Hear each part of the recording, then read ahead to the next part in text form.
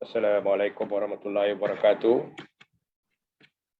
Syukur Alhamdulillah kerana dengan izinnya kita dapat berkumpul dalam program webinar Perkim Kerak, iaitu program Jom Ilmu Siri 2 yang bertajuk Vaksin dalam menangani pandemik COVID-19. Sebelum kita memulakan program kita, marilah sama-sama kita membaca umul kitab Al-Fatihah supaya Allah permudahkan segala urusan dunia dan akhirat kita. Al-Fatihah. A'udzubillahi minasyaitonir rajim. Bismillahirrahmanirrahim.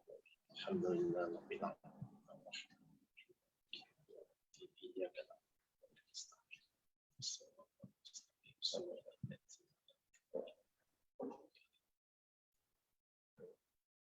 Amin, amin, amin. Allahumma salli ala Muhammad wa ala ali sayyidina Muhammad. Salam sejahtera diucapkan kepada para hadirin kerana sudi meluangkan masa untuk program Majlis Ilmu di pagi yang berkah ini. Dan juga selamat datang juga diucapkan kepada penceramah kita, iaitu Al-Fadil, Profesor Madya Dr. Asrul bin Abdul Wahab. Okey, kepada para hadirin, kita boleh mengikuti program ini secara live di aplikasi Zoom dan juga di Facebook. Dan diharapkan para peserta akan menunggu hingga tamat program ini, sebab di akhir program kita ada kuis, iaitu 3 soalan dan hadiah menarik disediakan kepada para peserta. Okey, tanpa melengahkan masa, majlis mempersilakan pengerusi Perkim Kerak Al-Fadil Ustaz Amir Eng untuk memberikan sedikit ucapan aluan. Dipersilakan Ustaz. Bismillahirrahmanirrahim. Assalamualaikum warahmatullahi wabarakatuh. Alhamdulillah. Salam sejahtera semua. Alhamdulillah, saya memantapkan rasa kesyukuran ke hadrat ilahi kerana dengan izin dan rahmatnya dapat kita berkumpul bersama di dalam majlis Jom Ilmu yang dianjurkan oleh Perkim Cawangan Pergerakan Belia pada pagi ini. Dan saya mewakili Perkim Cawangan Pergerakan Belia dan ingin merakamkan ucapan setinggi-tinggi penghargaan. Terima kasih kepada yang bahagia Profesor Madya Dr. Asrul bin Abdul Wahab sudi terima jemputan kita pada majlis forum Jom Ilmu pada sesi yang kedua. Dan saya juga ucap selamat datang kepada hadirin-hadiran sudi untuk memberi sokongan dan menyertai program pagi ini. Jadi pada siri kedua ni kami hajuk yang diberikan untuk Profesor Madya ialah tentang COVID. Kami pun difahamkan di seluruh dunia kita alami COVID-19 sejak dekat 2 tahun lepas. Dan berbagai-bagai isu, salah satu antaranya ialah di Malaysia ni tentang COVID, isu suntikan vaksin. Berbagai-bagai kita dengar di dalam media sosial. So jadi berbagai-bagai komen. Ialah sebagai seorang Islam kita yakini setiap penyakit semua dari Allah Subhanahu Wa Taala. Jadi setiap manusia bila dah sampai ajalnya, satu asbab melalui mungkin dia mengidap penyakit COVID, itu sebenarnya asbab. Jadi mungkin ada setengah masyarakat dia keliru. Dia kata saya mati kerana saya divaksinkan. Macam tu, macam-macam kita dengar. Sedangkan sebagai orang Islam kita yakin ajal tu dah ditentukan. So mungkin ialah sebagai seorang Islam kita perlu mencegah sebelum penyakit tu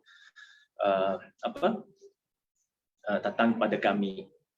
bukan tunggu dah sakit baru kita nak cari ubat sebenarnya. Sebagai orang putih kata, prevent better than cure. So jadi sebagai orang Islam, kita perlu rujuk pada kepakaran. Itulah sebab kita bergerak anjur program Jom Ilmu ini, kita jemput kepakaran di dalam bidang ini supaya dia boleh kupaskan apa itu isu-isu. Jadi dan alhamdulillah saya ucap syukur pada Allah Subhanahu Wa Taala dalam keadaan pandemik ini kami seluruh dunia kita sesuaikan diri dalam keadaan yang melanda pandemik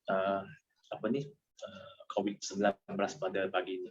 Jadi untuk tidak meringankan masa, saya ucap terima kasihlah. Mudah-mudahan program ilmu yang disampaikan oleh Profesor Madya Dr. Asrul pada pagi ini dapat dimanfaatkan oleh kita di dalam Facebook atau di mana-mana. InsyaAllah. Terima kasih. Assalamualaikum. Assalamualaikum warahmatullahi wabarakatuh. Terima kasih diucapkan kepada Ustaz Amir Eng di atas ucapan tersebut. Seterusnya, kita akan memperkenalkan penceramah kita, iaitu Profesor Madya Dr. Asrul bin Abdul Wahab. Beliau merupakan seorang doktor pakar, Ketua Jabatan Mikrobiologi dan Imunologi Perubatan. Ijazah beliau adalah dalam bidang perubatan daripada UIA dan melanjutkan pengajian dalam bidang mikrobiologi di UKM. Beliau merupakan seorang pensyarah dan pakar mikrobiologi perubatan di Jabatan Mikrobiologi dan Imunologi UKM. Beliau aktif melibatkan diri dalam pelbagai projek penyelidikan bidang mikrobiologi dan imunologi. Kini beliau merupakan ketua di Jabatan Mikrobiologi dan Imunologi Perubatan di UKM. Okey, sekarang kita sedikit penerangan apa itu mikrobiologi dan imunologi. Okey, mikrobiologi adalah bidang sains dalam kajian organisma hidup yang tidak dapat dilihat dengan mata kasar seperti bakteria, parasit, virus dan sebagainya. Hanya boleh dilihat menggunakan mikroskop. Manakala imunologi adalah merupakan satu cabang biologi yang meliputi kajian berkenaan sistem imun dalam setiap organisma, iaitu sistem kekebalan. Okey. Berbagai tanpa melengahkan masa, dipersilakan Profesor Madya Dr. Asrul untuk membicarakan tajuk iaitu vaksin dalam menangani pandemik COVID-19. Dipersilakan Prof. Ya, terima kasih Saudara Muhammad Ridwan. Assalamualaikum warahmatullahi wabarakatuh. Izinkan saya untuk kongsikan saya punya slide PowerPoint dulu ya.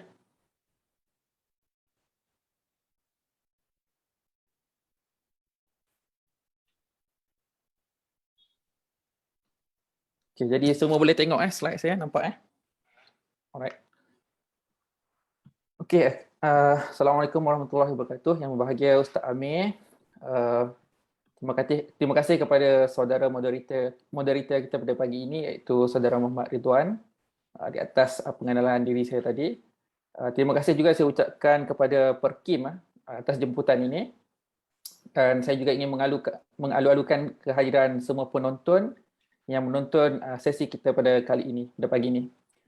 Jadi pada pagi ini saya akan menyampaikan satu perkongsian yang bertajuk vaksin dalam menangani pandemik COVID-19. So kita masih lagi dalam keadaan pandemik sekarang ini.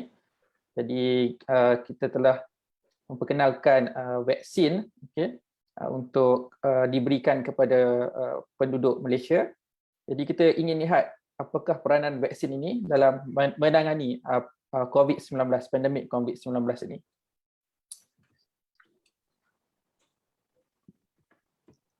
Okay, jadi sebelum saya menyentuh berkenaan vaksin ini, izinkan saya untuk mengimbas kembali berkenaan pandemik COVID-19 ini ya.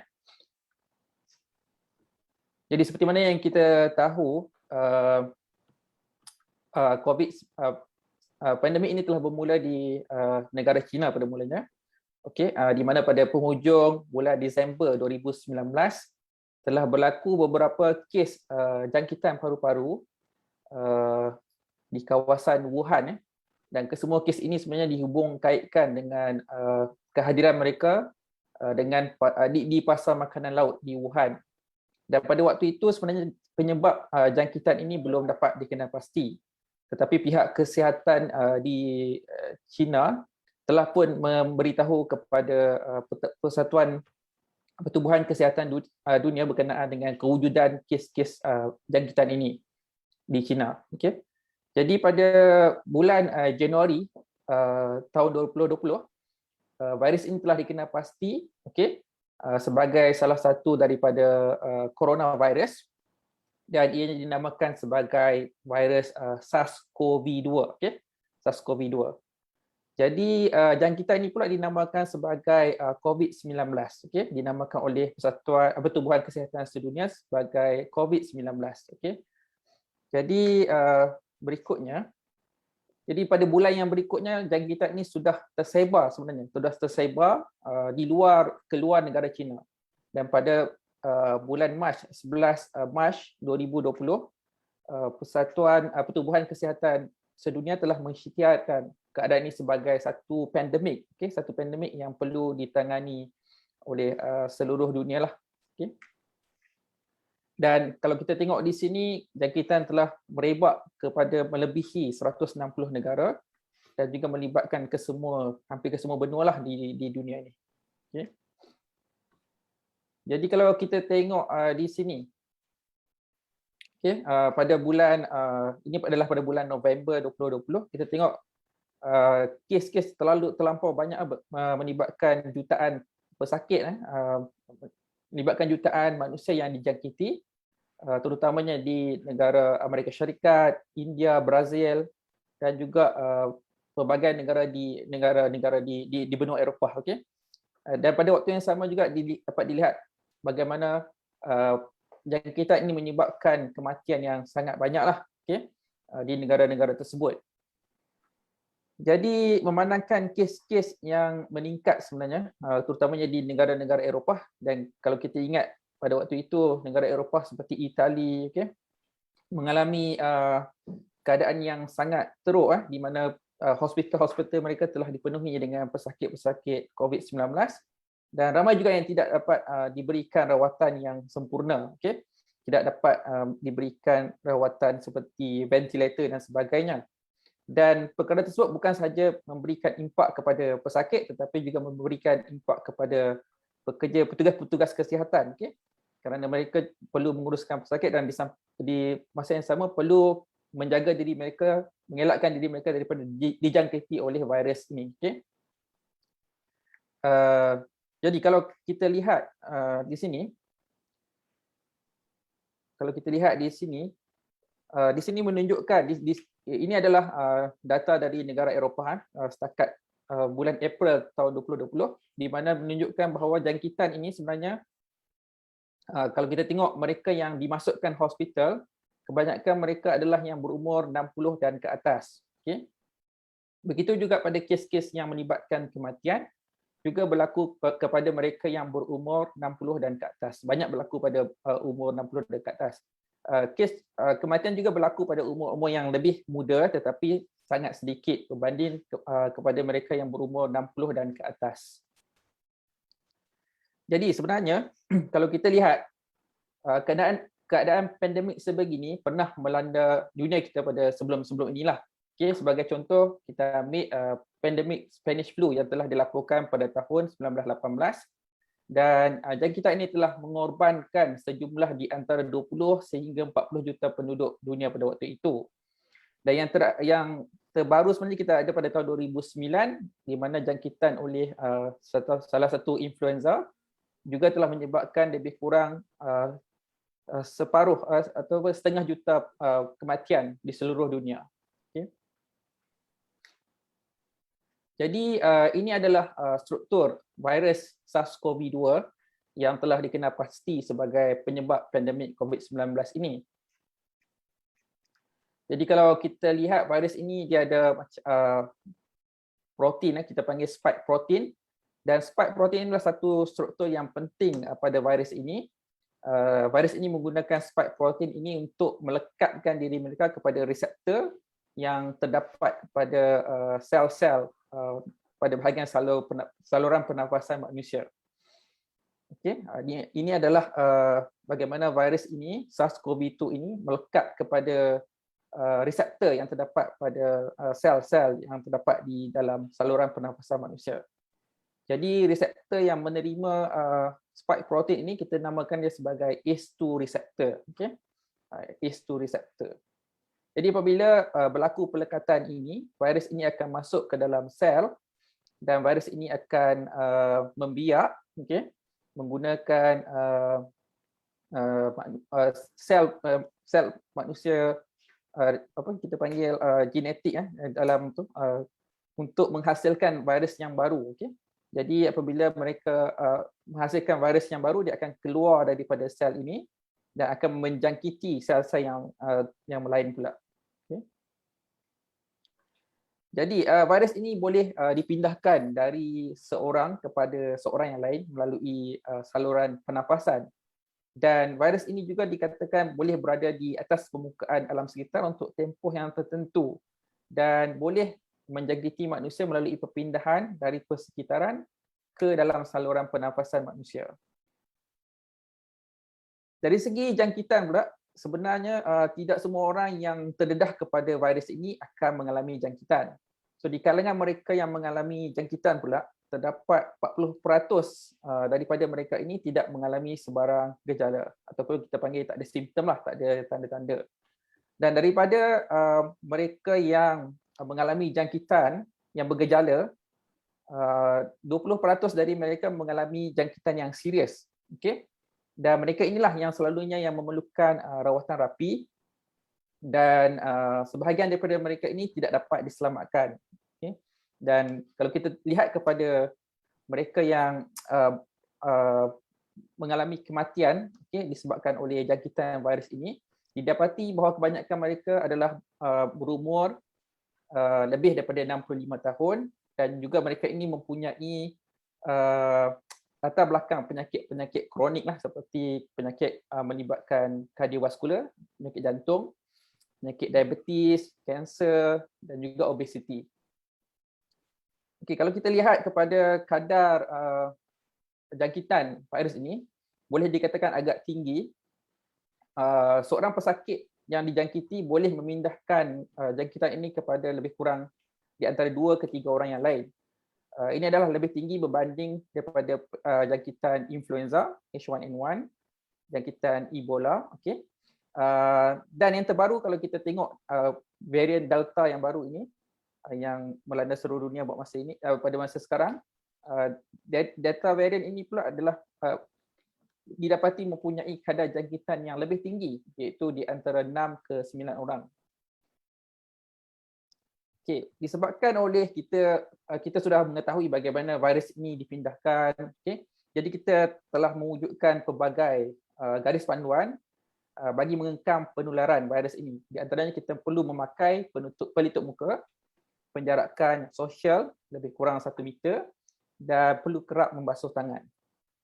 Di samping itu ada pelbagai lagi kempen, termasuklah kempen 3S ini, iaitu mengelakkan diri dari berada di tempat yang sesak, tempat yang sempit dan tertutup dan juga duduk bersembang dekat-dekat lah.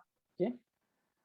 So bagi membendung perkara ini, negara kita juga telah mengadakan beberapa kali perintah kawalan pergerakan dan apabila berlaku gelombang-gelombang jangkitan yang baru, kita memperkenalkan lagi perintah kawalan pergerakan.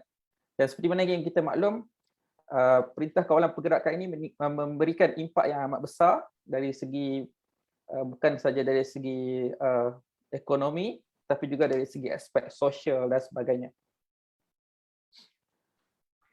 Okey, ini adalah menunjukkan pada masa yang sama, bila kita buat apa kita panggil perintah kawalan pergerakan ini, pada masa yang sama kita sebenarnya jika kita ingin mencapai imuniti kelompok dengan berpandukan kepada jumlah jangkitan, jadi kita akan menghadapi satu situasi di mana jumlah kematian akan semakin meningkat. Okay? Dan pada masa yang sama kita tidak ada rawatan yang 100% berkesan yang boleh diberikan kepada pesakit-pesakit yang telah mendapat jangkitan yang serius.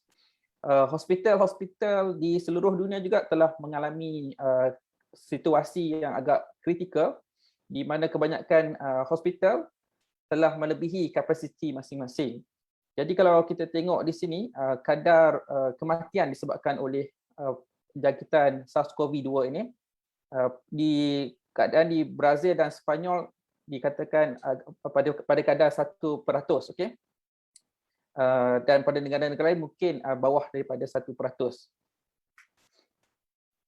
Okey, sekarang saya akan masuk pada topik kita pada hari ini iaitu vaksin. Okey.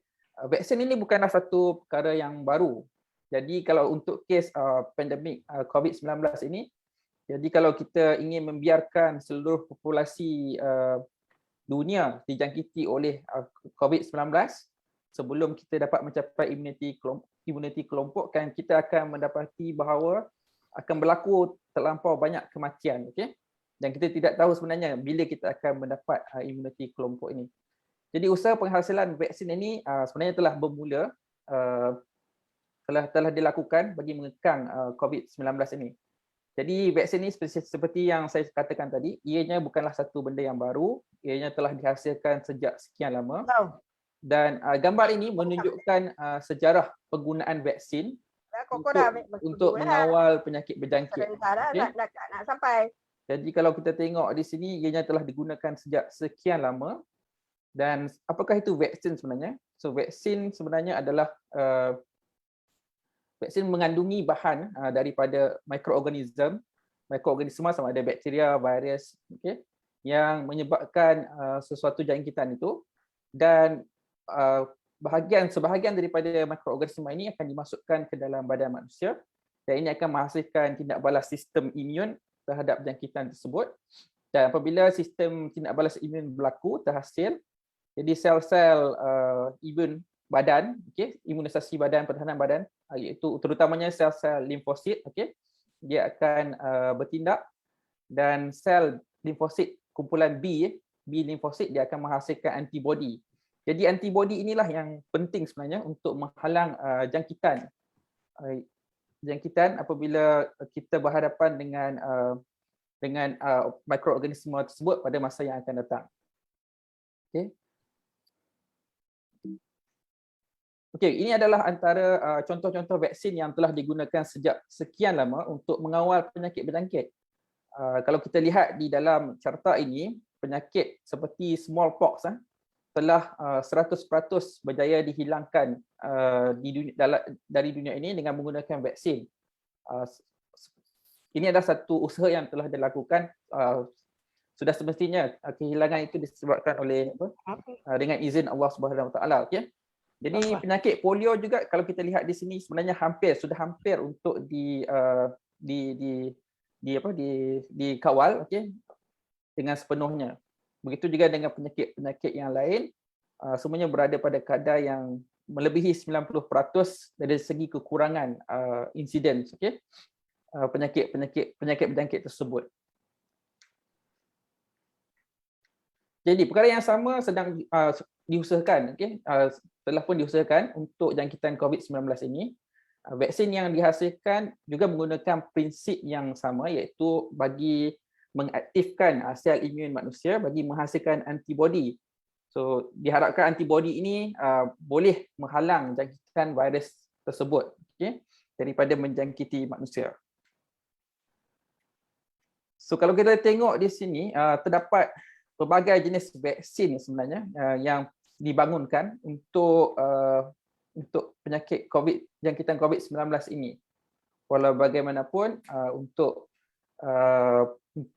sesi perkongsian kali ini saya akan menumpukan kepada 3 jenis vaksin COVID-19 ini, iaitu vaksin yang berasaskan mRNA, vaksin yang menggunakan viral vector ataupun pembawa, vaksin yang menggunakan virus yang sudah diaktifkan ataupun inactivated virus. Kenapa saya pilih ketiga-tiga ini? Ini adalah memandangkan negara kita menggunakan ketiga-tiga jenis vaksin yang yang daripada kategori ataupun daripada kumpulan vaksin-vaksin inilah. Okey, yang pertama kita akan tengok apakah itu vaksin mRNA. So, vaksin mRNA ini dikatakan sebagai satu teknologi baru yang digunakan dalam pembuatan vaksin. Kaedah mRNA ini telah digunakan untuk rawatan penyakit-penyakit yang lain, rawatan kanser sebagai contohnya. Tetapi untuk vaksin inilah kali pertama ianya digunakan. Dan kaedah ini adalah menggunakan maklumat genetik virus tersebut, iaitu bahagian mRNA virus tersebut dihasilkan, dan mRNA ini akan dimasukkan ke dalam sel manusia, dan seterusnya sel manusia akan digunakan untuk bertindak balas dengan mRNA virus tersebut dan menghasilkan protein spike. Okay?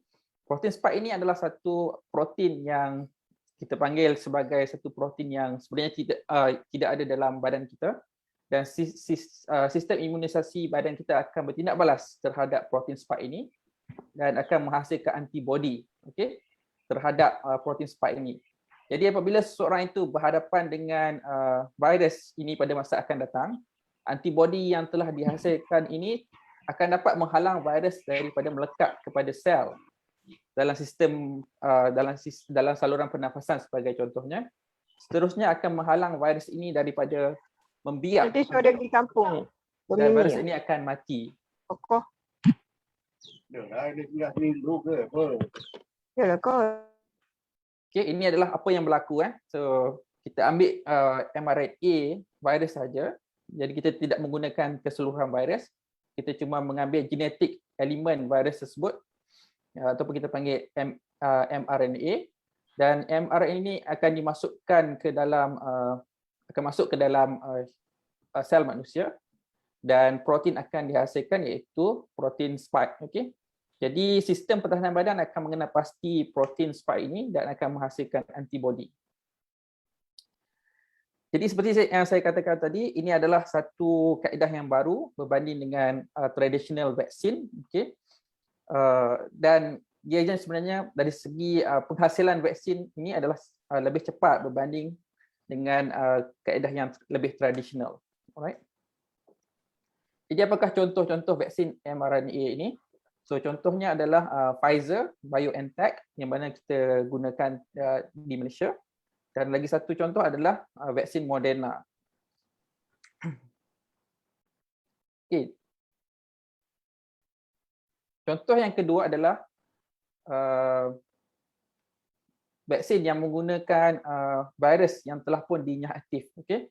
Ini merupakan satu kaedah yang tradisional dalam penghasilan vaksin.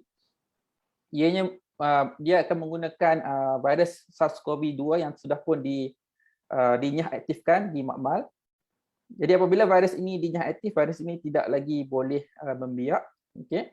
Walau bagaimanapun terdapat protein virus ini yang kekal, yang termasuklah protein pada bahagian spike virus yang masih kekal.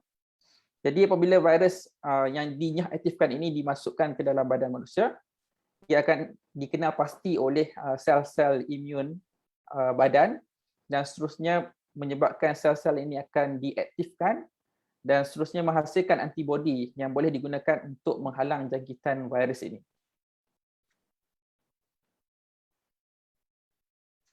Okey, ini adalah apa yang berlaku.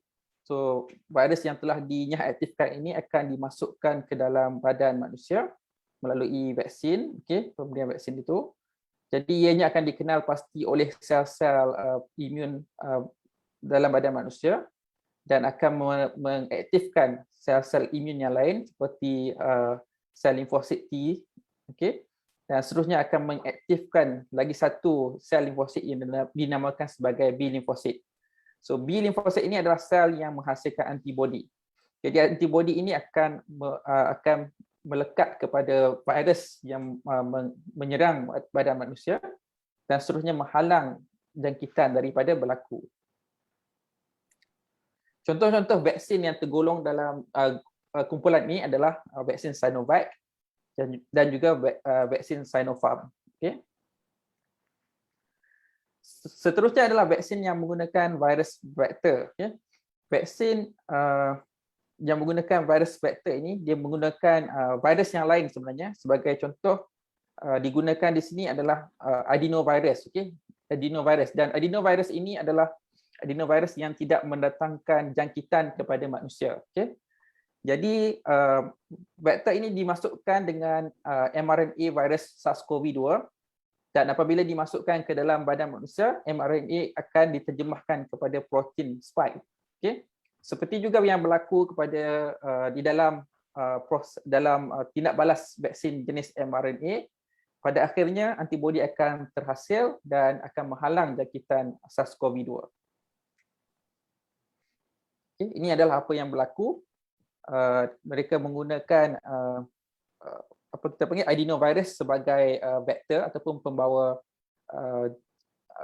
mRNA di dalam SARS-CoV itu mRNA, dan apabila dimasukkan ke dalam badan manusia, mRNA ini akan diterjemahkan kepada spike protein dan seterusnya akan berlaku tindak balas sistem pertahanan, sistem imunisasi manusia dan menghasilkan antibodi yang akan menghalang pelekatan virus ini atau virus SARS-CoV-2 ini kepada sel-sel manusia dan seterusnya menghalang pembiakan virus SARS-CoV-2.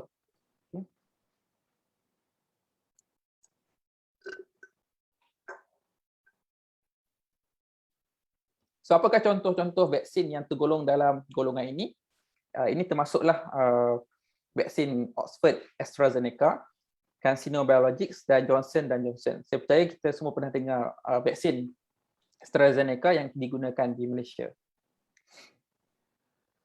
Okey, jadi apabila kita lihat di sini, setiap jenis vaksin ini sebenarnya mempunyai kelebihan dan kelemahan masing-masing. Sebagai contoh, walaupun vaksin mRNA adalah vaksin yang sedang dihasilkan, tetapi ianya memerlukan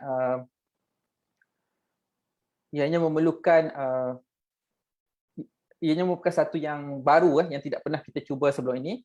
Jadi kita tidak mempunyai pengalaman sebelum ini terhadap apakah tindak balas yang akan berlaku apabila kita menggunakan vaksin mRNA ini.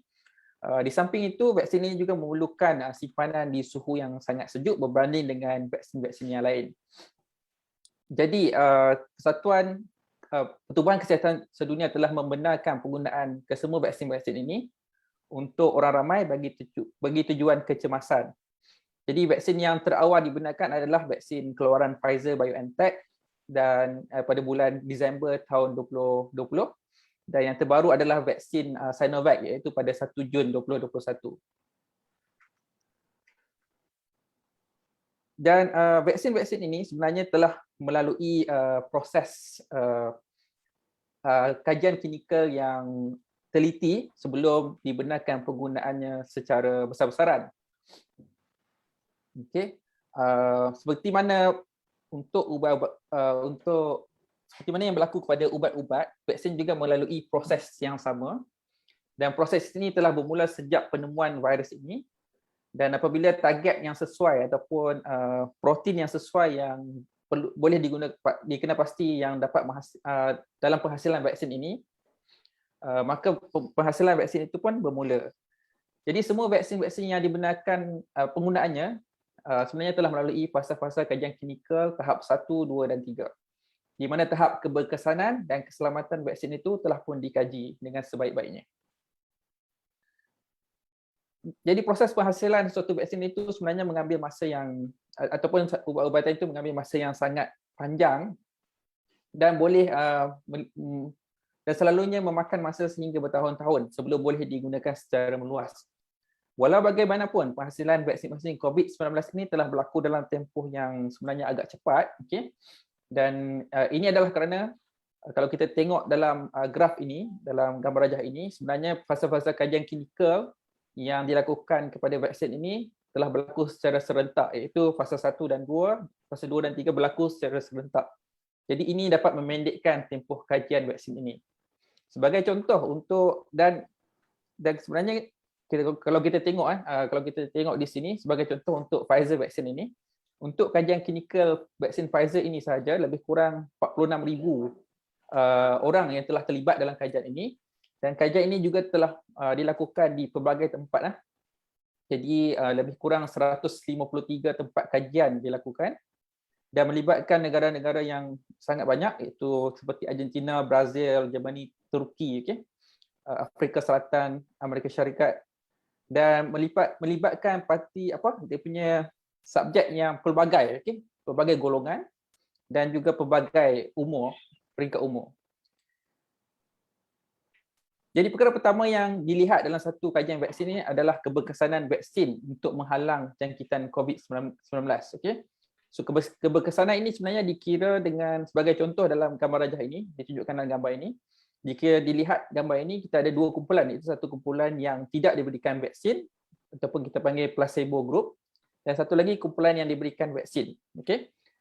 So, jadi kita dapat lihat di sini terdapat 10 orang yang dijangkiti di kalangan mereka yang tidak menerima vaksin. Ada 10 orang yang dijangkiti dengan COVID-19. Dan 2 orang dari kalangan yang menerima vaksin juga mendapat jangkitan. Jadi cara pengiraan keberkesanan ataupun efikasi ini adalah dengan menolak. Jadi 10 orang yang mendapat jangkitan di kalangan yang tidak menerima vaksin ditolak dengan mereka yang mendapat jangkitan di kalangan yang menerima vaksin. Dan kita bahagikan dengan mereka yang mendapat jangkitan di kalangan yang tidak menerima vaksin. Jadi kita dapat efikasinya pada 80% ataupun 80% kekurangan. Dapat dikurangkan 80% risiko jangkitan COVID-19. Jadi sebenarnya bukan perkara itu saja yang dilihat, walaupun itu adalah perkara pertama, iaitu menghalang jangkitan. Tetapi perkara-perkara lain yang boleh juga digunakan untuk menilai keberkesanan vaksin termasuklah sama ada seseorang itu akan mendapat gejala apabila mendapat jangkitan ini, adakah mereka mendapat gejala, ataupun adakah mereka memerlukan kemasukan ke hospital, ataupun adakah mereka ini memerlukan rawatan di unit rawatan rapi, ataupun adakah adakah vaksin ini dapat melindungi mereka daripada kematian akibat jangkitan COVID.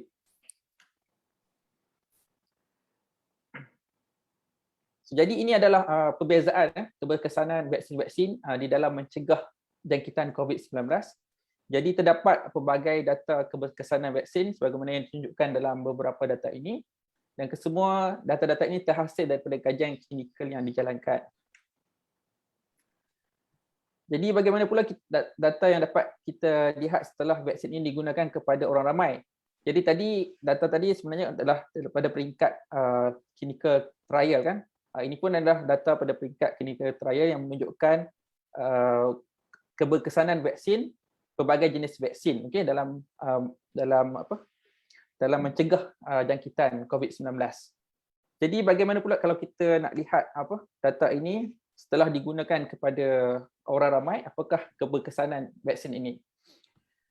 Jadi kalau kita lihat pada data ini yang diterbitkan oleh CDC Amerika Syarikat, dalam kajian ini didapati daripada 4,000 petugas kesihatan di Amerika Syarikat yang telah divaksin, keberkesanan vaksin ini adalah pada kadar 90%. Bermaksud mereka yang menerima vaksin ini full vaksinasi lengkap, 2 dos vaksin, adalah 90%, risikonya adalah kurang 90% untuk mendapat jangkitan COVID-19. Jadi seterusnya, kajian seterusnya juga mendapati bahawa vaksin mRNA dapat mengurangkan jangkitan yang bergejala sebanyak 94%.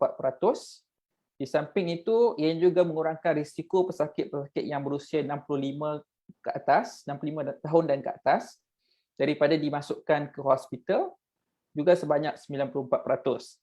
Kajian selanjutnya juga menunjukkan kadar jangkitan di kalangan mereka yang telah lengkap divaksin adalah sangat besar berbanding dengan mereka yang tidak menerima vaksin. Kalau kita tengok di sini, mereka yang telah menerima vaksin yang lengkap 2 dos yang telah diberikan, jadi pada hari yang ke-14 dan berikutnya selepas menerima dos yang kedua, kadar jangkitan mereka adalah sangat rendah berbanding dengan mereka yang menerima vaksin yang tidak lengkap dan juga mereka yang tidak menerima vaksin langsung.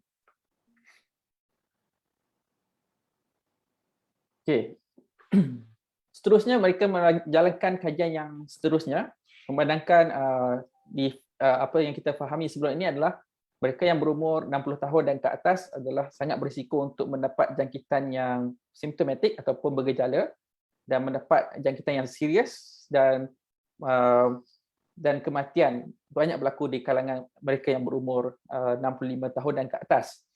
Jadi melalui kajian ini, selepas diberikan vaksin yang lengkap kepada mereka yang berumur 65 tahun dan ke atas, didapati vaksin ini sangat berkesan untuk mereka yang berumur 65 tahun dan ke atas dalam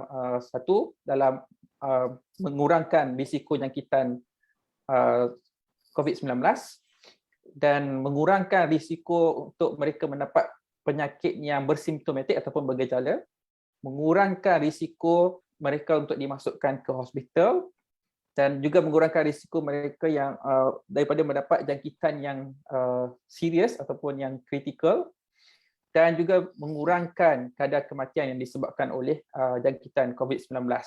Ini adalah pada mereka yang berumur 65 tahun dan ke atas. Okey, tadi kita bercerita berkenaan dengan vaksin mRNA, okey, sama ada Pfizer ataupun vaksin Moderna. Jadi untuk vaksin seperti Sinovac juga dan Sinopharm, di mana vaksin ini dihasilkan dari negara China. Jadi negara-negara ini adalah negara yang menggunakan vaksin dari negara China dengan banyak, iaitu Indonesia, Chile, Turki, Brazil, Mexico dan sebagainya. Dan kebanyakan mereka menggunakan vaksin Sinovac. Okay. Jadi dari segi kajian vaksin Sinovac pula, kalau kita lihat di sini, ini adalah satu kajian yang sangat besar, melibatkan lebih kurang 12 juta subjek ataupun 12 juta individu, okay, di mana 4 juta daripada individu tersebut telah menerima vaksin yang lengkap. Okay. Jadi apa yang mereka dapati adalah penggunaan vaksin Sinovac juga dapat mengurangkan kadar kemasukan ke hospital, kadar kemasukan ke ICU, okay, dan juga kematian yang disebabkan oleh COVID-19 di kalangan mereka yang telah lengkap menerima vaksin tersebut. Okey. Jadi tadi kajian di Chile sebenarnya, dan kajian di negara-negara lain juga menunjukkan kadar keberkesanan yang sangat tinggi menggunakan vaksin Sinovac ini, iaitu sebagai contoh di Brazil, okey, mereka mendapati tahap untuk menghalang ataupun mencegah daripada mendapat jangkitan yang sangat serius adalah pada kadar 100%. Dan kalau lihat data dari Turki dan Indonesia, di Turki untuk dari segi untuk menghalang jangkitan itu adalah pada kadar 91.25%. Di Indonesia adalah pada kadar 65.3%. Jadi kalau kita lihat secara keseluruhan untuk semua jenis vaksin, okay, jadi kita lihat di sini, okay, dari segi untuk mencegah jangkitan virus ataupun jangkitan COVID-19 ini adalah data yang menunjukkan keberkesanan setiap vaksin. Jika menggunakan inactivated vaksin adalah pada kadar 73%, pada menggunakan RNA based vaksin adalah pada kadar 94%, dan yang menggunakan viral vector, okay, adalah pada kadar 79 ataupun menghampiri 80%. Ini adalah untuk menghalang jangkitan COVID-19, okay. Tapi untuk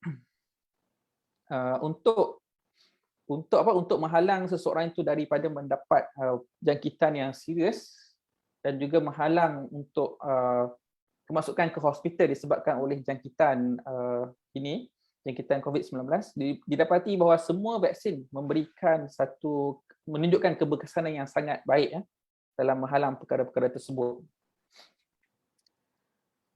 Jadi kalau kita lihat di sini, sebenarnya bagi vaksin yang memerlukan 2 dos, jadi adalah amat penting untuk mengambil kedua-dua dos tersebut, kerana dari segi untuk menghalang jangkitan itu, didapati bahawa selepas bagi mereka yang telah melengkapi 2 dos, kadar jangkitan adalah sangat berkurang berbanding mereka yang cuma mendapat 1 dos vaksin. Ini data dari negara kita, okay, daripada kajian yang melibatkan 1.2 juta orang yang telah diberikan vaksin. So secara keseluruhannya didapati bahawa vaksin ini dapat mengurangkan kemasukan ke ICU sebanyak 83%, mengurangkan kematian sebanyak 88%, dan yang paling penting adalah kadar kemasukan ke ICU di kalangan mereka yang lengkap divaksinasi adalah pada kadar 0.0066%. Jadi kadar yang sangat sedikit berbanding mereka yang tidak diberikan vaksin. Jadi soalan yang penting di sini, bolehkah vaksin ini menghentikan pandemik 19 ini? So kalau kita lihat selepas penggunaan vaksin ini, kita melihat terdapat pelbagai cabaran yang kita perlu hadapi sebelum kita dapat menghentikan pandemik COVID-19 ini. Pertamanya adalah kemunculan varian-varian baru virus itu sendiri. Dan nombor dua adalah pengambilan vaksin dan imuniti kelompok. Jadi terdapat pelbagai varian yang telah muncul sejak daripada virus yang asal, iaitu varian alpha, beta, gamma dan delta. Dan yang terbaru yang ditakuti adalah varian delta, di mana varian ini didapati lebih menjangkiti, kadar jangkitannya lebih tinggi. Jadi walau bagaimanapun dari segi kajian yang dijalankan melihat kepada keberkesanan vaksin ini, didapati memang terdapat yang bahagian akhir ini iaitu B.1617 itu adalah delta variant. Jadi didapati memang terdapat pengurangan dari segi antibody level, level antibody. Tetapi sebenarnya vaksin-vaksin tersebut masih lagi dapat memberikan perlindungan kepada mereka yang menerima vaksin daripada jangkitan varian delta ini.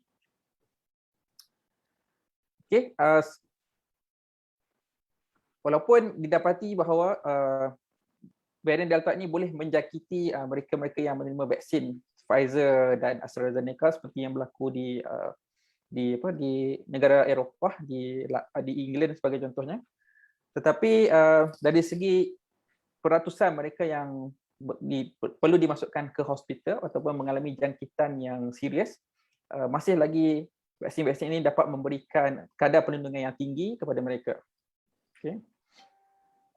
Ini juga ditunjukkan bahawa pada kadar di negara-negara seperti UK, Canada, Israel dan menggunakan vaksin sama ada Pfizer ataupun AstraZeneca.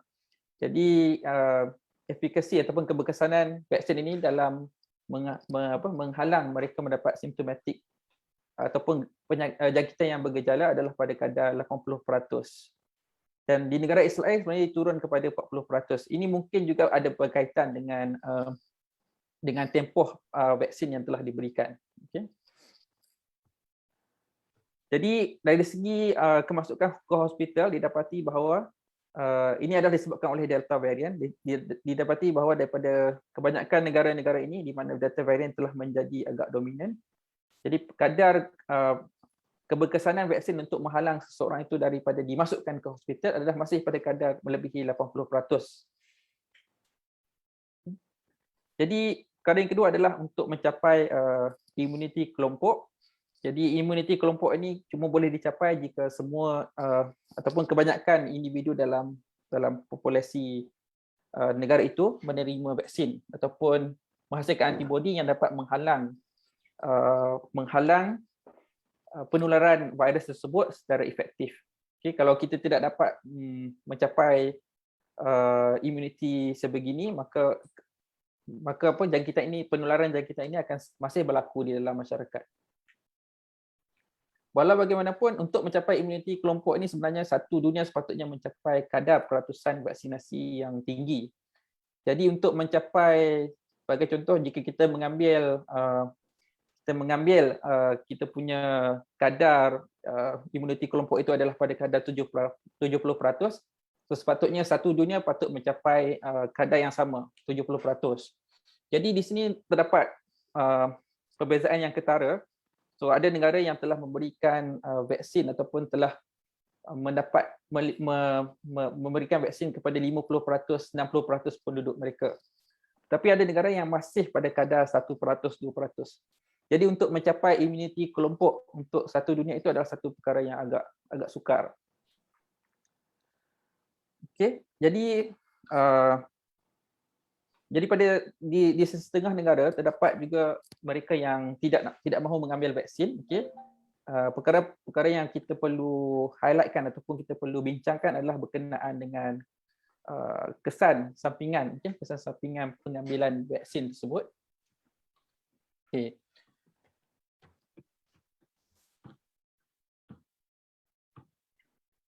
Jadi kita lihat kadar kesan-kesan sampingan yang ditunjukkan di sini adalah kesan sampingan yang tidak serius sebenarnya. Okey. Ini adalah kita panggil salah satu, ini adalah tanda-tanda kesan sampingan yang kerap berlaku, seperti kesakitan pada bahagian yang dicucuk, okey, rasa sakit kepala, muscle pain, okey, demam. Ini adalah satu kita panggil satu kesan sampingan yang biasa yang berlaku. Dan kadar pengambilan vaksin yang rendah juga adalah disebabkan oleh kepercayaan kepada perkara-perkara mitos lah, seperti mana yang telah diterangkan sebelum ini, yang banyak berlegar di media sosial sebagai contohnya. Contohnya vaksin ini telah diletakkan dengan chip dan sebagainya. Walau bagaimanapun, kesan sampingan vaksin sebenarnya berlaku, memang kesan-kesan ini sebenarnya tidak serius dan dia akan hilang dalam masa beberapa hari. Okey, so memang terdapat juga kesan yang agak serius seperti pembekuan darah, okey, pembekuan darah.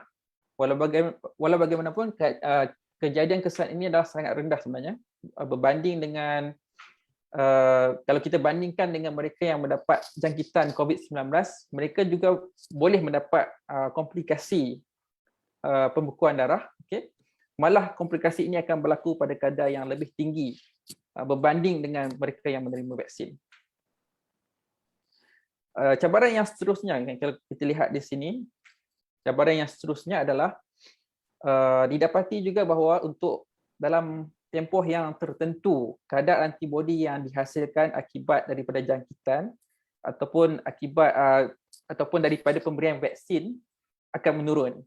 Okey, kalau kita tengok di sini, selepas 70 hari lepas diberikan dos yang lengkap, didapati bahawa antibodi itu akan mula menurun. Okey, oleh itu telah pun dicadangkan dan sebenarnya telah pun disyorkan melalui beberapa kajian dan juga oleh CDC untuk diberikan dos penggalak.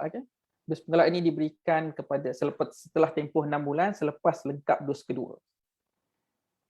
Jadi buat masa sekarang sebenarnya dos penggalak ini digalakkan ataupun disyorkan untuk diberikan kepada mereka yang berumur 60 ke atas, yang mempunyai penyakit-penyakit yang penyakit tertentu, dan juga kepada peran lainnya lah, kepada mereka-mereka yang bertugas di bidang petugas-petugas kesihatan. Okey.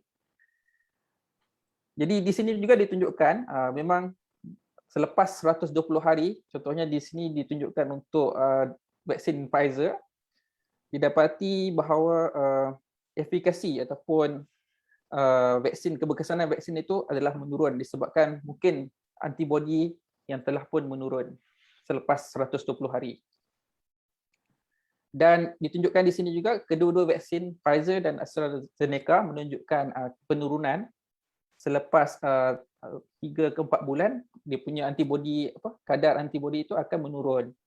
Jadi dikuatiri apabila antibodi itu menurun, jumlah antibodi itu menurun, maka dari segi keberkesanan vaksin itu untuk menghalang jangkitan juga akan menurun. Jadi secara kesimpulannya, vaksin COVID-19 yang ada sekarang ini adalah amat berkesan dalam mengurangkan jangkitan bergejala, kemasukan ke hospital dan juga kemasukan ke unit rawatan rapi, dan akhirnya mengurangkan kematian disebabkan oleh jangkitan COVID. Kesan sampingan yang ringan adalah biasa, manakala kesan sampingan yang lebih berat adalah sangat-sangat jarang berlaku. Jadi vaksin-vaksin ini juga didapati masih dapat memberikan perlindungan yang baik terhadap varian-varian yang ada sekarang ini. Jadi saya rasa sekadar itu untuk perkongsian saya pada kali ini. Jadi saya ucapkan terima kasih kepada semua pendengar. Ya, terima kasih diucapkan pada Prof yang hampir 50 minit telah berkongsi ilmu dengan kita tentang vaksin. Ada beberapa persoalan daripada peserta, Prof.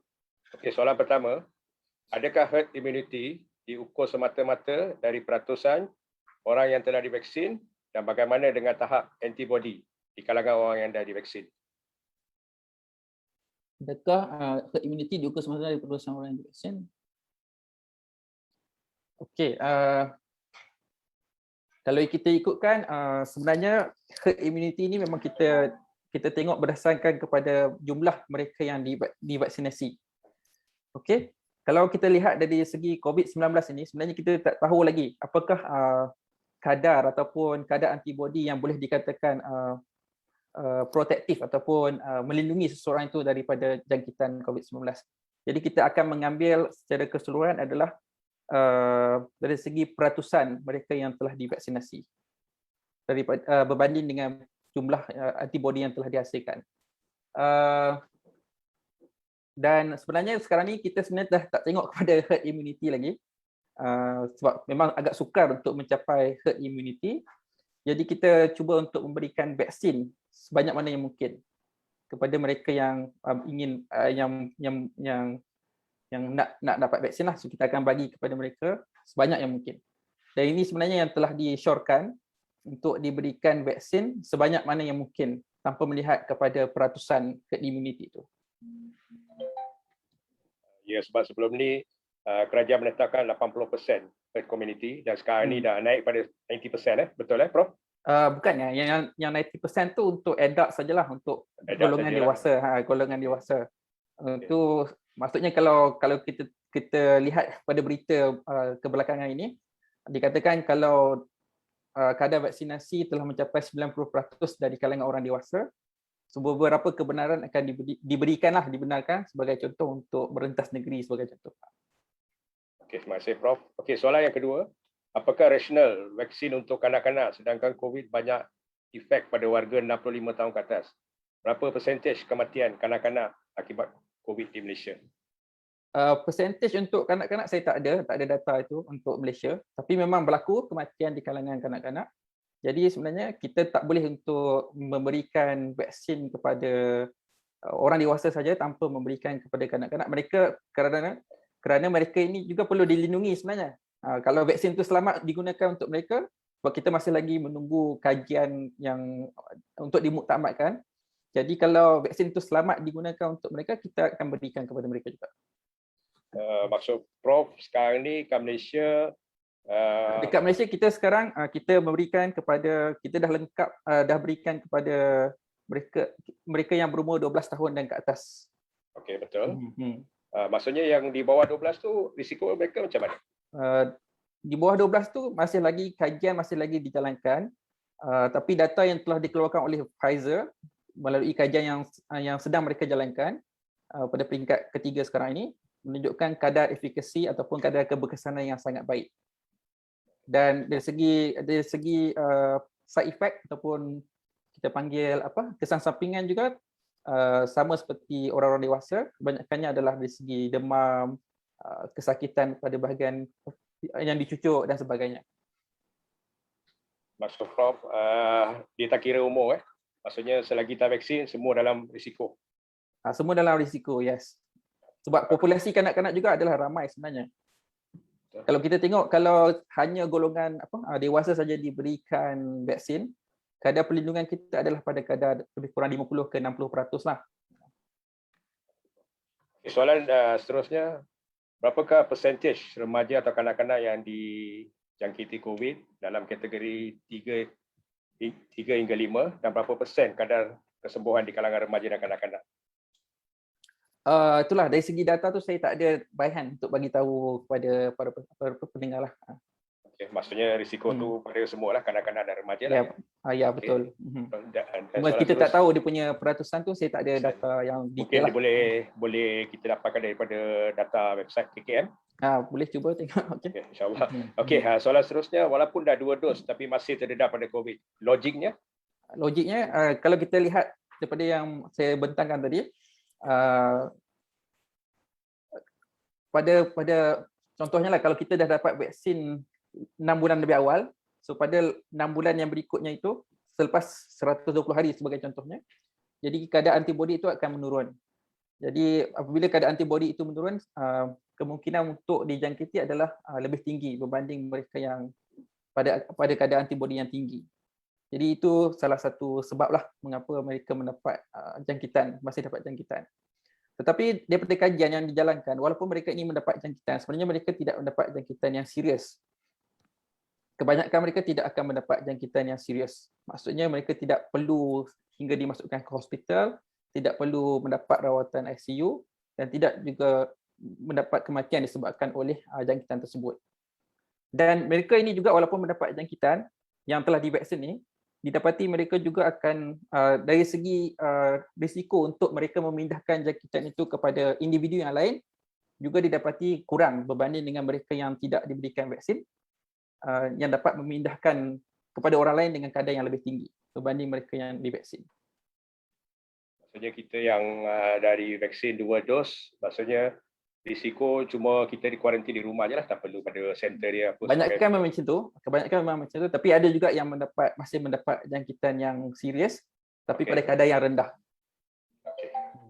Okey, dan soalan seterusnya, jika vaksinasi ini bukan sesuatu yang kekal, disyorkan booster selepas ini, berapa lama atau adakah booster akan online terhadap COVID-19? Okey, dia bukan online, immune. Saya tanya tu immune. Kita salah tanya immune. Tak apa. Sebenarnya dari segi ni kita memerlukan mungkin data yang lebih banyak lah sebenarnya bila perlu diberikan booster dan sebagainya. Dan buat masa sekarang kita berikan booster kepada mereka yang frontliner sebab mereka ni akan sentiasa terdedah kepada pesakit. Jadi logiknya kita beri kepada frontliner dahulu kerana mereka ini dah pun menerima vaksin awal. Jadi memang kadar dia punya antibody sekarang ni pada tahap yang agak rendahlah berbanding mereka yang baru menerima vaksin, dan mereka ini sebenarnya sangat terdedah kepada risiko untuk mendapat jangkitan kerana sentiasa berhadapan dengan pesakit. Jadi kita tak tahu kan kadang-kadang pesakit itu yang datang tu mungkin ada COVID dan ataupun tidak. Jadi mereka ini sentiasa terdedah kepada COVID lah, kepada risiko jangkitan tersebut. Dan kita juga berikan kepada mereka yang berumur 65 tahun dan ke atas, maksudnya 60 dan ke atas, dan mereka yang mempunyai jangkitan, mempunyai penyakit kronik, okay? Memandangkan mereka ini juga adalah golongan yang berisiko untuk mendapat jangkitan yang serius. Okay? Jadi untuk orang-orang lain tu mungkin akan kita tunggulah bagaimana dengan data-data selepas ini. Dia sebenarnya ada dua sebenarnya. Satu adalah dos penggalak, satu lagi memang dos additional ataupun tambahan. Dos penggalak ni macam tadilah yang golongan-golongan yang kita berikan selepas 6 bulan lah. Satu lagi yang kalau kita tengok dipraktiskan di luar negara, dia bagi dos ketiga. Dos ketiga ini diberikan kepada mereka yang mempunyai penyakit tertentu lah, yang di mana boleh mengurangkan sistem pertahanan badan mereka. Contohnya mereka yang mengalami penyakit buah pinggang yang memerlukan dialisis. So dipraktiskan di setengah negara untuk diberikan dos ketiga kepada mereka. Maksudnya dos ketiga dengan booster itu dua benda yang berbeza. Dua benda yang berbeza, yes. Betul. Okey, soalan seterusnya, adakah pihak KKM atau pihak yang berkenaan berusaha untuk buat kajian tentang usaha lain selain daripada vaksin untuk meningkatkan antibodi, atau tiada option selain daripada vaksin? Meningkatkan antibodi itu sebenarnya memang ada. Kita nak boost kita punya immune system tu, contohnya kita mengambil, itu semua kita punya pengambilan, macam contohnya buah-buahan, pemakanan sihat dan sebagainya. Itu benda yang kita boleh lakukan lah untuk kita punya sistem pertahanan badan. Tapi bila kita jumpa dengan sesuatu yang berlainan kan, yang bukan macam virus yang agak severe, jadi kadang-kadang benda ni kita tak dapat nak, kita punya sistem pertahanan badan mungkin tak dapat nak menghalang sepenuhnya. Jadi kita memerlukan benda lain yang dapat membantu kita menghasilkan antibodi terlebih dahulu sebelum kita jumpa dengan virus tersebutlah secara realiti. Maksudnya selain daripada apa yang Prof sebut, sayur-sayuran, buah-buahan, adakah pengambilan contoh seperti minyak zaitun, batu sauda, benda ni boleh meningkatkan imun kita? dia boleh meningkatkan imun, mungkin boleh, tetapi sebenarnya bila kita jumpa dengan kuman-kuman ni, kita memerlukan tindak balas yang lebih khusus. Maksudnya still priority dia vaksin lah. Kalau kita kalau buat masa sekarang, yang terbaiknya masih lagi vaksin. Okay, soalan seterusnya, bukankah yang sudah ada 2 dos masih dikategorikan masih belum lengkap vaksin kerana masih perlukan 3rd atau 4th dos? Maksudnya logik, maksudnya mereka yang sudah 2 dos tapi considered belum lengkap lagi. Selepas ni mungkin ada dos ketiga atau dos 4, di mana logik diskriminasi pada yang tidak vaksin. Okey, saya rasa dia bukan diskriminasi sebenarnya buat masa sekarang ni. Saya jawab yang bawah tu dulu lah. Saya tak nampak dia sebagai satu diskriminasi lah. Dia buat masa sekarang mungkin orang rasa dia diskriminasi. Saya rasa pada bila kita dah mencapai tahap imuniti yang agak baik, saya rasa semua rakyat akan diberikan kelebihan yang sama. Buat masa sekarang kita masih dalam peringkat nak mengawal penularan COVID-19 ini lagi. Dan untuk yang dos berikutnya, sebenarnya kita masih mengira mereka yang mendapat 2 dos tu sebagai dos yang lengkap lah, lengkap divaksinasi. Okay, dos ketiga, keempat dan berikutnya itu adalah kita perlu lihat kepada kajian-kajian lagi, dan sebenarnya memang dos ketiga telah dicadangkan diberikan sebab kita masih lagi dalam keadaan pandemik sekarang ini. Maksudnya penularan COVID-19 itu masih berlaku secara berleluasa. Jadi sebab itu kita perlu diberikan dos ketiga, booster dos ini untuk meningkatkan imuniti dan memberikan pertahanan yang lebih lama. Dan kalau virus itu sudah mati, saya rasa mungkin kita tak memerlukan dos-dos yang berikutnya. Maksudnya penularan itu telah dapat dihalang sepenuhnya. Mungkin kita tidak memerlukan dos-dos dos-dos tambahan yang lebih kerap lah. Sebenarnya praktis untuk diberikan booster dos ataupun vaksin yang acap kali diberikan sudah pun dipraktiskan. Kalau kita lihat penyakit influenza ini memang setiap tahun kita perlu mengambil vaksin sepatutnya sebenarnya. Terima kasih Prof. Okey, soalan seterusnya, adakah perlu buat test percentage antibody yang selepas ini adalah buat masa ini tidak digalakkan. Okay. Bukan kenapa, sebab kita tak tahu sebenarnya apakah level kita panggil apakah level ataupun jumlah antibody yang sebenarnya yang diperlukan untuk menghalang jangkitan tersebut. Dan saya rasa buat masa sekarang tidak ada ujian yang spesifik untuk menentukan antibody yang sebenarnya terhasil disebabkan oleh vaksin. Kajian masih lagi dijalankan. Saya rasa di Malaysia dijalankan mungkin di Institute Medical Research. Okay. Mereka sedang menjalankan kajian ini. Kita panggil antibody inilah neutralizing antibody. So kalau kadang-kadang kalau kita pergi buat dekat mungkin dekat mak-mak swasta sebagai contohnya, mungkin itu adalah antibody yang digunakan untuk mengesan sama ada orang itu dijangkiti ataupun tidak. So itu adalah dua perkara yang berbeza lah. Terima kasih Prof. Okay, banyak soalan tentang vaksin. Adakah vaccination ini satu bisnes yang melibatkan $1 trillion?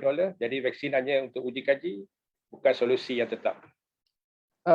Nak kata dia adalah satu bisnes, tak juga sebenarnya.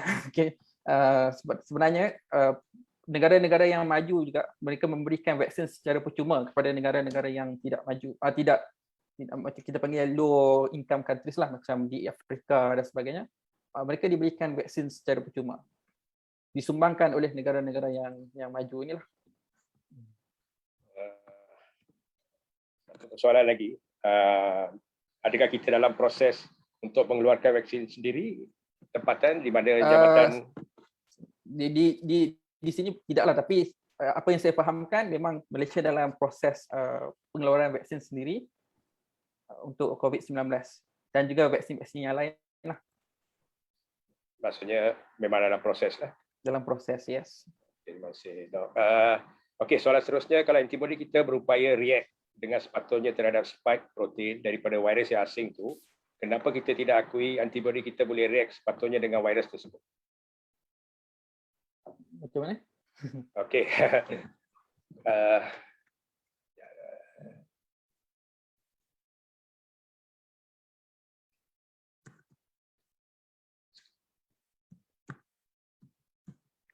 Okey, atau pergi soalan actually vaksin peringkat uji kaji lagi dalam 2-3 tahun terjadinya vaksin yang katakan safe.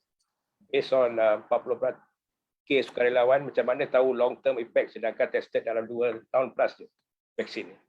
Okey, sebenarnya yang 40,000 tu, yang tadi 40,000 sebenarnya bukan 40,000 je. 40,000 tu untuk Pfizer saja. Tapi untuk AstraZeneca, lepas tu untuk Sinovac vaksin, mereka menjalankan kajian yang lebih ekstensif sebenarnya. Kalau tadi saya tunjukkan data Sinovac tadi adalah melibatkan 4 juta yang telah menerima lengkap dos vaksinasi di Chile lah. Kajian yang pertama yang melibatkan 40,000 itu adalah untuk menentukan efikasi keberkesanan vaksin ini dalam menghalang jangkitan COVID-19. Dan pada masa yang sama mereka juga mengambil kira kita panggil kesan-kesan sampingan yang disebabkan oleh vaksin. Okey. Itu kita panggil tahap kajian. Jadi sekarang data terus dikumpul untuk melihat pula kepada kita punya pengalaman secara realiti. Okay. Kadang-kadang pada peringkat kajian ini mungkin tak ada benda yang dilaporkan, tapi pada peringkat realiti diberikan kepada orang ramai, baru muncul benda-benda yang tidak ada pada peringkat kajian, pada peringkat kajian klinikal tadilah. Okay. Jadi perkara ini semua diambil kira, bukannya tak diambil kira. So sebab itu apabila diberikan vaksin ini, kita perlu melaporkan kalau ada satu kesan-kesan sampingan itu perlu dilaporkan. Okey, kepada pihak yang bertanggungjawab lah. So maksudnya sama juga dengan ubatan yang lain pun sama juga. Kalau waktu kajian klinikal itu tidak ada, bermaksud bukannya dia terus habis kat situ je. Bila digunakan kepada orang pun akan diambil kira, tengok ada tak orang tu dapat kesan sampingan daripada ubat-ubat tersebut. Dia tidak stop di situ saja. Sebab kadang-kadang memang pada peringkat kajian tu kita ambil golongan tak menyeluruhkan. Bila tak menyeluruh, mungkin ada setengah individu tu memang ada akan kita panggil ada berisiko lah untuk mendapat kesan sampingan itu. Jadi mungkin perkara itu cuma terjadi apabila ubat-ubatan atau vaksin itu digunakan pada peringkat yang lebih ramai ataupun peringkat di khalayak ramai lah, baru kita dapat melihat kepada kesan-kesan tersebut. Prof, okey, soalan seterusnya, apakah nasihat yang boleh diberikan pada mereka yang anti vaksin? Sebab banyak berita yang viral terlibat pun mereka yang pakar dalam bidang virologi. Oh, okey. Sebenarnya macam inilah. Kita kena berlaku adil lah. Kalau kita sebagai orang biasa, kita kena berlaku adil. Sebab kalau kita jangan terlampau taksub dengan suatu aliran lah. Contohnya kalau kita terlampau kepada anti vaksin kan, kita memang akan mencari fakta yang berkaitan dengan vaksin itu tak bagus dan sebagainya. Tapi kita perlu bersifat terbuka lah dalam situasi pandemik ni, kena memang bersifat terbuka. Kita jangan ambil pendapat golongan anti vaksin saja contohnya. Tapi kita tengok juga kepada kajian-kajian yang telah dijalankan. Okay? Memang tidak ada bukti-bukti yang disembunyikan sebenarnya. Semuanya boleh lihat dengan jelas. Jadi di Malaysia ni saya tak panggil mereka sebagai golongan anti vaksin lah. Mungkin ada yang anti vaksin betul-betul, tapi sebenarnya mungkin ada juga yang kekurangan ilmu. Jadi golongan ini perlu kita approach dan kita bincang dengan baiklah. Maksudnya kita kerajaan kena banyak educate mereka lah. Yes, betul. Kita perlu engage dengan mereka lah, dengan berikan penerangan dan sebagainya. Maksudnya kita perlu berkongsi kita punya data dan sebagainya lah. Banyak contoh seperti masyarakat orang asli yang mula-mula ramai yang tidak nak ambil vaksin, tapi selepas diterangkan, dia explain everything, at last ramai juga di antara mereka yang telah vaksin. Ya. Betul, kita perlu engage lah dengan mereka ni. Tapi saya rasa buat masa sekarang ni kadar vaksinasi di kalangan orang dewasa di Malaysia agak tinggi lah, agak baik. Almost 90% lah. Ya, betul. Okey, soalan terusnya. Doktor dan pihak Tuan maklum tentang channel Telegram bernama AEFI COVID Vaccines yang mengumpulkan banyak kesan-kesan sampingan vaksin COVID. Mungkin pihak doktor ada komen? Telegram ini saya tak pasti siapa punya Telegram lah. Tapi bagi saya lah, kalau betul ada sebarang kesan sampingan disebabkan oleh vaksin ini, better ataupun yang terbaiknya dah dilaporkan kepada channel yang sepatutnya lah. Bukan Telegram yang dianjurkan oleh pihak-pihak tertentu, terus kepada pihak berkuasa, pihak berwajib lah. So mereka ini boleh mengambil tindakan yang sepatutnya. Jadi kalau perkara ini hanya dilaporkan kepada Telegram ini sebagai contohnya, jadi pihak berkuasa sebagai contoh Kementerian Kesihatan Malaysia tidak dapat maklumat-maklumat tersebut. Jadi perkara ini perlu disalurkan kepada pihak yang bertanggungjawab lah, pihak Kementerian Kesihatan Malaysia. Okay, soalan terusnya, for TK testing account for West population in the world, what with new variants arising lagi? Dan kita terpaksa ambil booster lagi, dah berapa lama lagi? Maybe 5 years? Okay.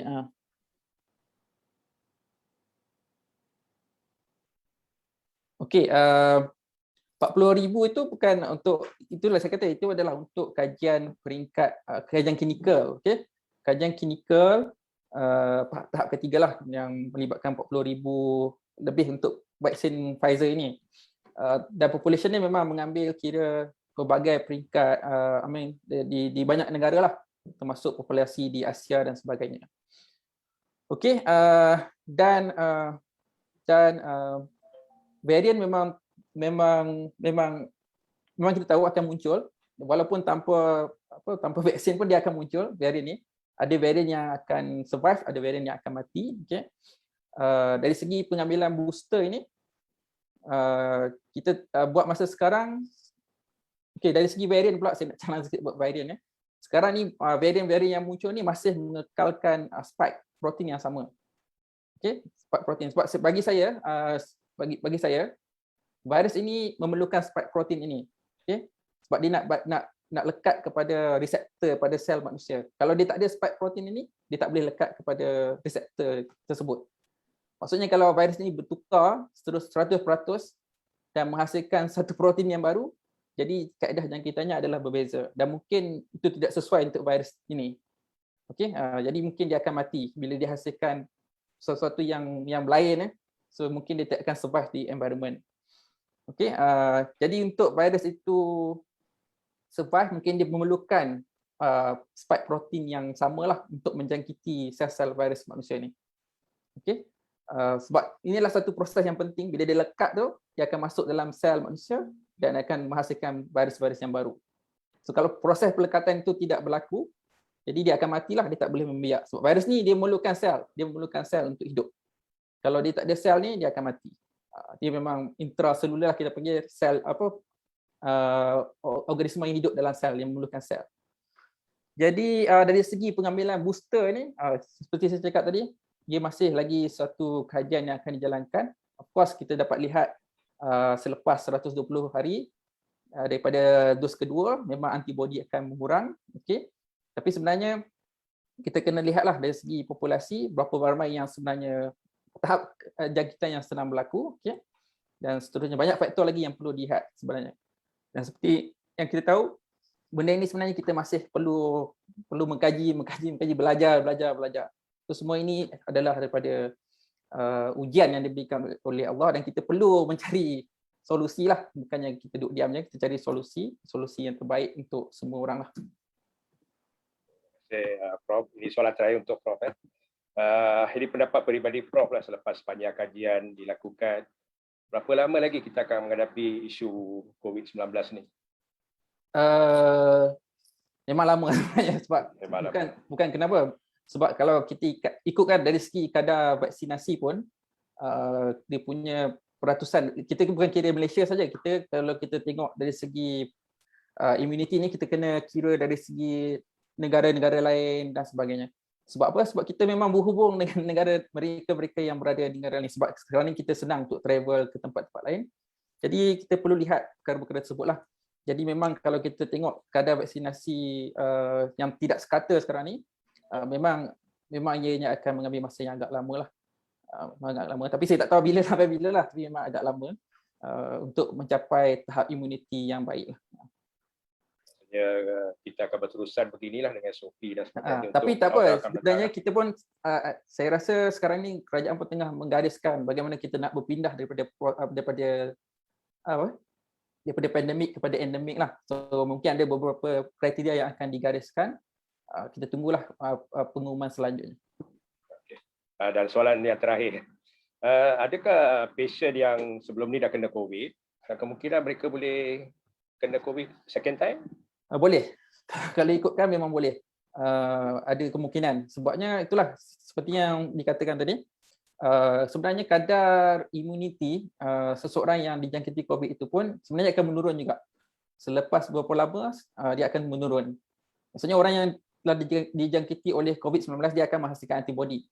Tapi antibodi ini pun didapati selepas 120 hari pun dia tidak akan kekal, dia akan menurun juga dia punya antibodi. Sebab itu untuk mereka yang telah dijangkiti juga disyorkan untuk diberikan vaksin. Maksudnya adakah kemungkinan COVID yang kali kedua tu akan lebih teruk daripada yang COVID pertama? Itu tak dapat dijaga lah, depends lah. Depends on antibody masing-masing. Ya, betul. Okay. So setakat ini je soalan dan kita ada quiz Prof? Ada. So Prof boleh mulakan dengan quiz kita dengan soalan pertama. Kalau nak jawab tu macam mana? Nanti mereka akan mereka boleh buka mikrofon dan mereka akan jawab. Oh, right. Okay, boleh. So ada JK yang akan dapatkan pemenang dia lah. Okay. So soalan ni senang je. Dari mungkin sorry mencelah. Tati sini Prof. Kalau ada peserta yang tak boleh unmute, maksudnya mungkin dia gunakan device yang tak sesuai untuk bersuara, boleh typekan cepat-cepat di chat box lah juga. Kita akan okay, boleh. Okay. Terima kasih.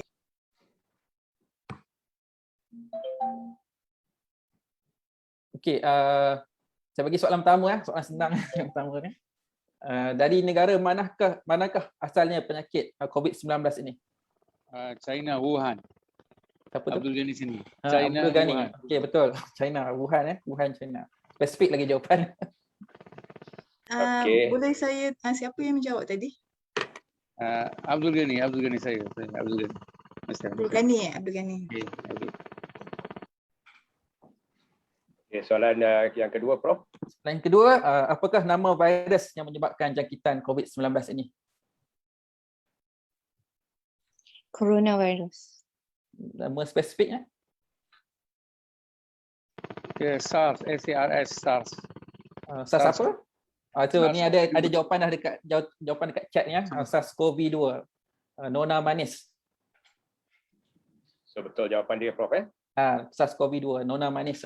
Nama dekat sini. Okey, dan soalan yang seterusnya. Okey, soalan yang terakhir yang ketiga.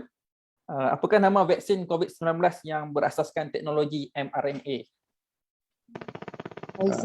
Pfizer. Apa jawab tadi? Pfizer? Pilihan. Okey, AJK dapat nama. Penganjur dapat nama. Ileana. Ileana ya. Ya, thank you. Okey, saya akan bagi nombor telefon atau email untuk dikontak untuk penang-penang tadi. Okey, saya rasa itu sajalah untuk quiz pada pagi ini. Okay, terima kasih kepada Prof. Pihak Perkim Gerak ingin mengucapkan ribuan terima kasih kepada penceramah kita, Profesor Madia Dr. Asrul, di atas perkongsian beliau tentang ilmu vaksin. Yang banyak kita dapat ilmu daripada Prof selama 1 jam dan diucapkan selamat maju jaya kepada Prof. Semoga Allah permudahkan segala urusan Prof di atas kajian-kajian beliau yang akan memanfaatkan umat Islam dan umat manusia sejagatnya. Terima kasih Prof. Assalamualaikum. Waalaikumsalam. Terima kasih juga kepada semua penonton. Okey, terima kasih juga diucapkan kepada para peserta yang sudi meluangkan masa menghadiri majlis ilmu kita lebih kurang 1 jam lebih. Dan seterusnya kita akan berjumpa lagi dalam siri ketiga Jom Ilmu dalam bahasa Mandarin yang akan dikendalikan oleh Ustaz Sulaiman Ding, iaitu pada 3 bulan Oktober 2021 dengan tajuk Bagaimana Seorang Muslim Menghadapi Dilema. Sekian, terima kasih diucapkan kepada para peserta dan juga ahli jawatankuasa Perkim Gerak yang telah menjayakan program Jom Ilmu kita dan juga kepada Profesor Madia. Terima kasih diucapkan. Assalamualaikum warahmatullahi wabarakatuh. Waalaikumsalam warahmatullahi wabarakatuh.